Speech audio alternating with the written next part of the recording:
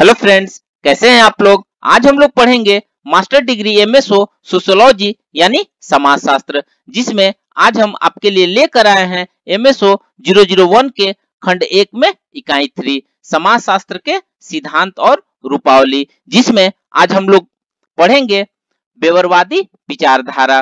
तो video start करने से पहले जो भी फ्रेंड्स हमारे चैनल पर नए आए हैं कृपया चैनल को सब्सक्राइब कर ले और बेल आइकन को प्रेस कर दे, ताकि जो भी लेटेस्ट वीडियो हमारे चैनल पे आए वो सबसे पहले आपको मिल सके। तो आइए ज्यादा टाइम को न किल करते हुए चलते हैं अपने टॉपिक पर, समाजशास्त्र के सिद्धांत और रूपावली में बेवरवादी विचारधारा। तो वीडियो को स्टार्ट करते हैं। मैक्स वेबर जर्मनी के एक प्रसिद्ध समाजशास्त्री थे, जिनका संबंध समाजशास्त्र क्लासिकी अवधि युग से था। वेबर विविध विषयों पर अपने उत्कृष्ट लेखन के लिए समाजशास्त्र में काफी प्रसिद्ध हैं। मैक्स वेबर ने समाजशास्त्र को एक नई दिशा दी, जिसके अंतर्गत उसने चिंतन एवं शोध के विविध नए तरीकों पेश किए। उनके चिंतन एवं विश्लेषण के अन्य तरीके काम्टे या दुर्खाइम से भिन्न थे। हमारी राय में मैक्स वेबर ने अपने विचारों की प्रस्तुति की, जो कि बुनियादी तौर पर जर्मन चिंतन से संबंधित थे, लेकिन फिर भी यूरोपीय और पश्चिमी सुगंध भी बिखर रहे थे।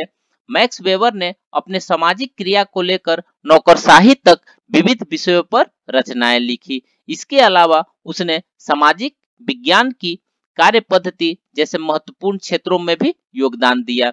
यद्यपि मैक्स वेबर ने अपने निजी शब्दों एवं तरीकों में समाजशास्त्र को परिभाषित करने का प्रयास किया, लेकिन उसके द्वारा निर्मित वर्सिटीहेन जैसे कुछ निश्चित सूत्रों के लिए अभी भी स्पष्टीकरण की आवश्यकता है। समाजशास्त्री अभी भी इस विचार से संघर्ष कर रहे हैं कि किस प्रकार सही मायने में मैक्स वेबर द्वारा विकसित चिंतन पथ को आगे बढ़ा सके। मैक्स वेबर द्वारा विकसित कुछ सूत्रों के साथ किस प्रकार का प्रयोग करें, जैसे सोशल एक्शन या फिनोमेनोलॉजी नामक संकल्पनाएं।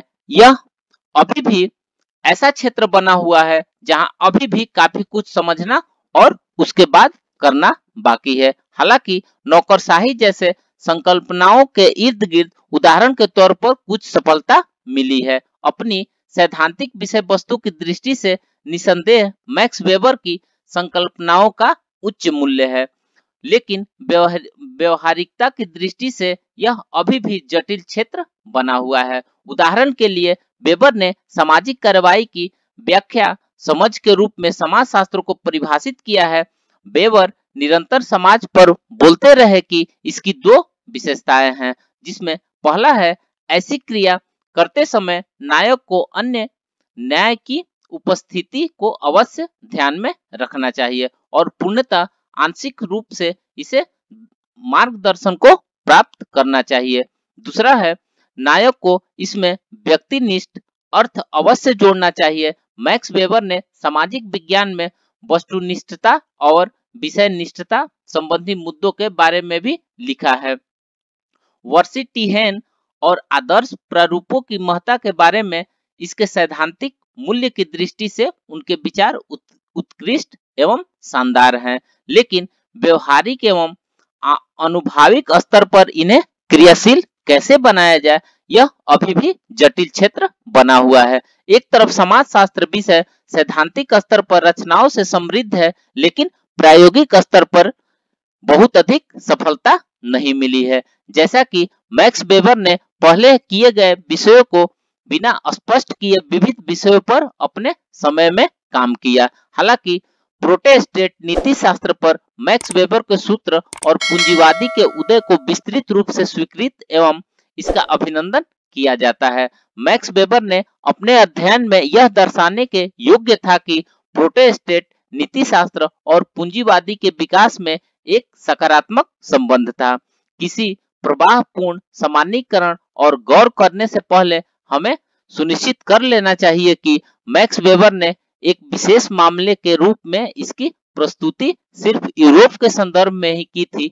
उनके उदास विचारों के बाद भी वेबर के काम को विविध कारणों की वजह से कुछ सीमा तक अप्रकट रहे, लेकिन इस सब के बावजूद इसमें कोई शंका नहीं है कि मैक्स वेबर के सूत्रों ने समाजशास्त्रीय सिद्धांतों को विकसित करने के क्षेत्र में बड़े पैमाने पर काम किया है। अतः काम्टे, दुर्खाइम, कार्ल मार्क्स और वेबर जैसे कुछ क्लासिकी रचनाकारों के सिद्धांतों योगदान की जांच के बाद हम यहाँ समाजशास्त्र के विकास के क्लासिकी युग में इन विचारकों के योगदान की अंतिम अवस्था में आते हैं। इसके बाद हमें समकालीन युग में समाजशास्त्रियों के योगदान पर नजर डालने का प्रयास करेंगे। आधुनिक समाजशास्त्रीय सिद्धांतों के समकालीन युग को क्लासिकी युग से महत्वपूर्ण प्रस्थान के रूप में देखा जा सकता है।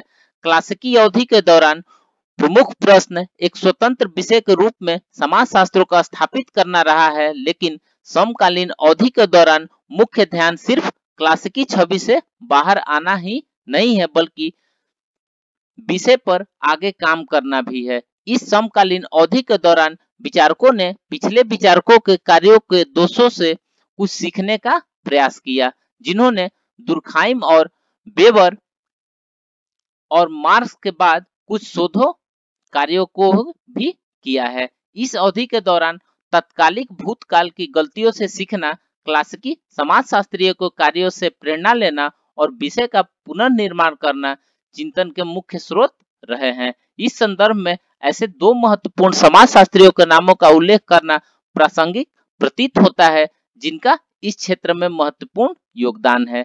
क्लासिकी अवधि के बाद भी इनके कार्य महत्वपूर्ण दृष्टि से स्वीकृत किए गए हैं और उन्हें मान्यता भी दी गई है। ये विचारक तालकोट पार्सन्स और रॉबर्ट के मर्टन, यद्यपि अमेरिका के इन विद्वानों के कार्य को अंतर्राष्ट्रीय स्तर पर मान्यता दी गई है। लेकिन इस प्रकार से आज हमने समाजशास्त्र के सिद्धांत और रूपावली में वेबरवादी विचारधारा के बारे में पढ़ा। तो मिलते हैं एक नए वीडियो के साथ में, तब तक से हमारे चैनल पे बने रहिए। धन्यवाद।